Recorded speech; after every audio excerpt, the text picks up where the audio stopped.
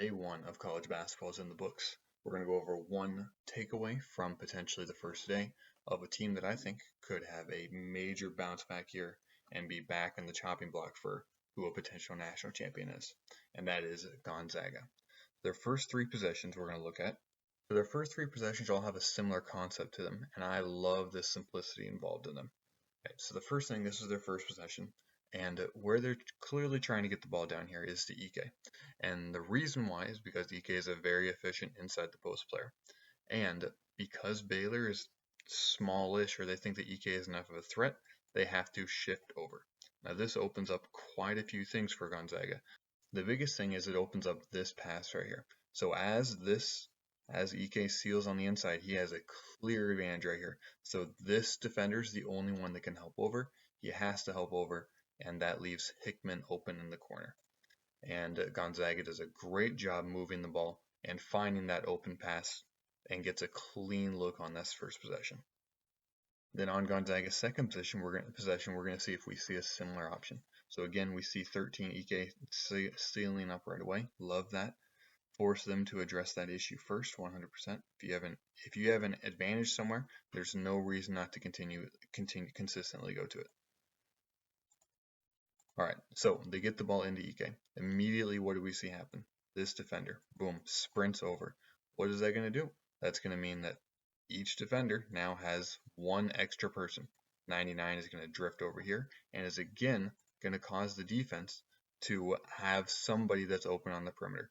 And I love the fact that Ike is calm with the ball right here.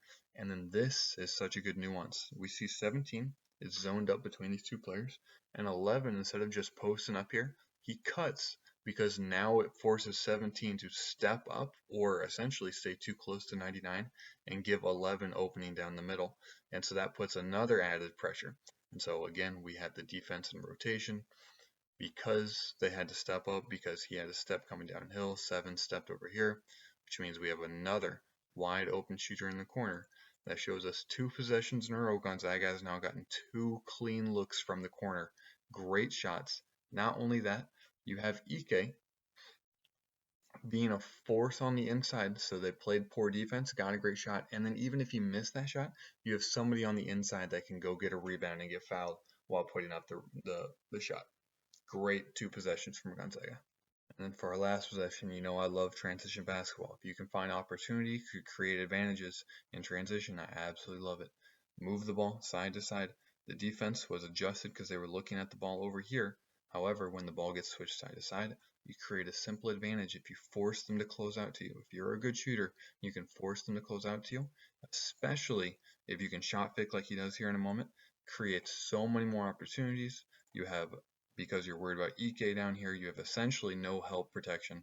So essentially you're just going to have a drive once you beat your original man, and that is a recipe for good basketball.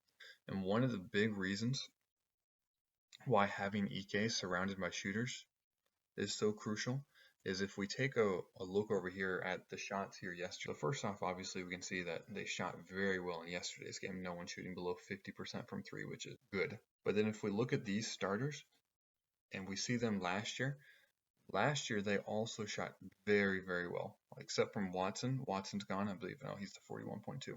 Except from this 41.2, we have 32, 41, 37, 38, 36. So he's surrounded by good shooters. So if you can be that force on the inside with Ike, and you can also surround him with good players on the outside, and you can penalize teams in transition, keep in mind this is against a good Baylor team, a decent Baylor team at minimum.